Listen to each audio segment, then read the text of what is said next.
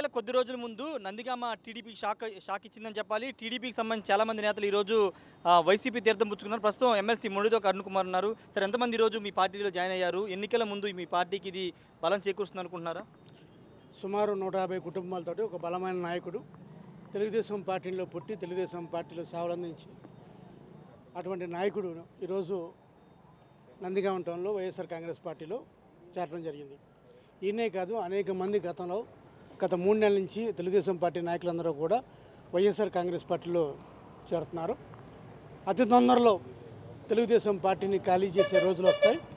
ఈరోజు రాష్ట్రం అంతా కూడా వైఎస్ఆర్ కాంగ్రెస్ పార్టీ మీద, ప్రభుత్వం మీద అనేక హామీలు ఇచ్చిన ప్రభుత్వం ఇది, అన్ని హామీలు తీర్చిన ప్రభుత్వం ఇది, ఏకైక ప్రభుత్వం ఇదని చెప్తున్నారు.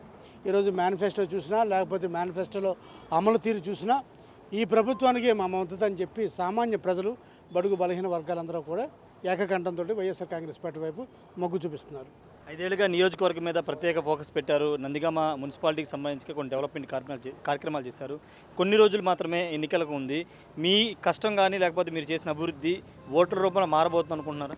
తప్పకుండా మేము చేసిన పని, మా పనితీరుకి నిదర్శనమైన ఎన్నికలు. మేము మంచి చేసాం, మీ ప్రజల్లో మంచి చేసాం, మీ జీవితాల్లో మంచి చేస్తాం, మీ కుటుంబాల్లో మంచి చేస్తాం, ఈ ఊరికి మంచి చేస్తాం, మీకు అనిపిస్తేనే మాకు ఓటేయని చెప్తున్నాం. ఎందుకంటే మేము చాలా ధైర్యంగా చెప్తున్నాం. ఈరోజు నందిగామ పట్టణ అభివృద్ధి కావచ్చు, లేకపోతే నందిగామ నియోజకవర్గంలో అనేక గ్రామాల అభివృద్ధి కావచ్చు, అనేక మౌలిక వసతులు కావచ్చు, ప్రతిదీ కూడా మేము ప్రజలకు మంచి చేస్తాం.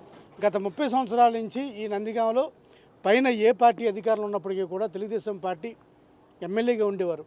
ఈ 30 సంవత్సరాల్లో కూడా కనీస సౌకర్యాలు ఏది కూడా తీర్చలేకపోయారు. ఒక పక్కన కృష్ణానది, ఇంకో పక్కన మునేటి ఉండి కూడా కనీసం మంచినీటిని తీర్చలేకపోయారు.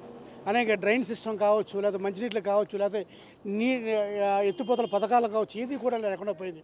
ఎప్పుడో దేవినేని వెంకటరమణ గారు మంత్రిగా ఉన్నప్పుడు ఈ నందిగామ నియోజకవర్గానికి ఏమైనా ఎత్తిపోతల పథకాలు వచ్చినాయి. అది తర్వాత రాజశేఖర రెడ్డి గారు పుణ్యమా అని చెప్పి గుడిమట్ల ఫేజ్ 1, ఫేజ్ 2లో వచ్చినాయి. తర్వాత అప్పటి నుంచి ఇంతవరకు ఇంక్లూడింగ్ దేవినేని ఉమామహేశ్వరరావు గారు ఇక్కడ మంత్రిగా ఉన్నారు. ఈ నందిగామ శాసనసభ్యులుగా చాలా కాలం ఉన్నారు, మంత్రిగా ఉన్నారు, ఇరిగేషన్ మంత్రిగా ఉన్నారు. అయినప్పటికీ కూడా నందిగామకి ఏ మంచి జరగలేదు. ఇక ప్రజెంటు నందిగామ మాజీ ఎమ్మెల్యే, తెలుగుదేశం పార్టీ మాజీ ఎమ్మెల్యే 5 సంవత్సరాలు నందిగామలో పరిపాలించినప్పటికీ కూడా గతంలో 2014 నుంచి 19 వరకు ఇప్పటికీ కూడా నందిగామ ఊరు పేర్లు కానీ, ఊరిలోని నాయకుల పేర్లు కానీ, లేకపోతే నందిగామ సరిహద్దులు కానీ ఏది కూడా తెలియకుండా పరిపాలన చేశారు. సామంతరాజులతో పరిపాలన చేశారు, 4 బాబులతో పరిపాలన చేశారు, బందీగా పరిపాలన చేశారు, డమ్మీ అభ్యర్థిగా పరిపాలన చేశారు. కానీ ఈరోజు 2019 నుంచి 2024 వరకు డాక్టర్ మొండితోక జగన్మోహన్ రావు గారు ఎమ్మెల్యేగా వచ్చినప్పుడు ప్రతి గడప దొక్కాం, 3 సార్లు గడప దొక్కాం. ఇప్పటి వరకు ప్రతి గ్రామంలో, ప్రతి వీధిన మాకు తెలుసు ఏ సమస్యలు ఉన్నాయి ఏంటనేది. ప్రతి వీధిలో కూడా కనీసం ప్రతి గ్రామంలో ప్రతి వీధిలో కూడా ఒక 20 మందిని 30 మందిని పేరు పెట్టి పిలవగలిగే చనువు, ఆ ర్యాపం మెయింటైన్ చేయగలుగుతున్నాం. ఖచ్చితంగా మేము చేసిన మంచి పనులకు నిదర్శనం ఈ ఎన్నికలను చెప్పబోతున్నాను. సరే, కూటమి నేతలు నందిగామతో పాటు విజయవాడ పార్లమెంటు, ఉమ్మడి కృష్ణా జిల్లాలో మెజార్టీ స్థానాలు గెలవబోతుందని చాలా ధీమా వ్యక్తం చేస్తున్నారు. ఖచ్చితంగా మీరు చూస్తారు కదా, వాళ్ళకి బలం లేకే కూటమిగా తయారారు. తెలుగుదేశం పార్టీ ఎందుకు సింగిల్గా రావట్లేదు చెప్పండి? తెలుగుదేశం పార్టీ సిద్ధాంతాలు వేరు, జనసేన సిద్ధాంతాలు వేరు, బీజేపీ సిద్ధాంతాలు వేరు. ఈ 3 సిద్ధాంతాలు వేరు సిద్ధాంతాలు ఉన్న పార్టీ, ఈ 3 సిద్ధాంతాలలో ఉన్న వేరు పార్టీలు ఉన్న 3 పార్టీలు కలిపి ఈరోజు జగన్మోహన్ రెడ్డి గారి మీదకి వస్తున్నారంటే బలవంతులం మేము బలవంతులం కాబట్టి వాళ్ళు 3 కాదు, 5 కాదు, 10 పార్టీలు కలిసి వచ్చినా సరే జగన్మోహన్ రెడ్డి గారిని ఢీ కొట్టలేరు. ఖచ్చితంగా 2024లో మళ్ళీ ఈ ఎన్నికల్లో వైఎస్ఆర్ కాంగ్రెస్ పార్టీ జెండా ఎగిరిపోతుంది. నందిగామలో ముఖ్యమంత్రిగా కార్యక్రమం ఉండబోతుందా? సభ ఏమైనా ఏర్పాటు చేస్తున్నారు? చూడాలండి. మేము అడుగుతున్నాం ముఖ్యమంత్రి గారి కార్యక్రమం కావాలని. తప్పకుండా ముఖ్యమంత్రి గారు వస్తారని చెప్పి ఆశిస్తున్నాం.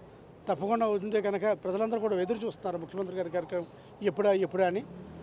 మేము కూడా ఎదురు చూస్తున్నాం. Thank you sir. ఖచ్చితంగా చేసిన అభివృద్ధి ఓట్ల రూపంలో రాబోతుంది. ఖచ్చితంగా రాబోయే ఎన్నికల్లో నందిగామతో పాటు ఉమ్మడి కృష్ణాలో మెజార్టీ స్థానాలు గెలబోతున్నామని ఎమ్మెల్సీ మురళీధర్ అరుణ్ కుమార్ చెప్పారు. కెమెరా పర్సన్ ప్రసాద్తో రాజేష్ RTV, నందిగామ నుండి. నమస్తే అండి. ఇది వ్యాపారం గురించి కాదు, ఓటు గురించి. ఎన్నికల్లో ఓటు వేయడం మన హక్కు మాత్రమే కాదు, కర్తవ్యం. ఎంతో మంది మహా నేతలు శ్రమించి ప్రాణత్యాగం చేసి ఈ అవకాశాన్ని మనకిప్పించారు. అందరూ ఓటు వేద్దాం. ఎందుకంటే ఓటు హక్కు ఊరికే రాదు. నా ఓటు ఎవరికో తెలుసా? అది సీక్రెట్ అండి.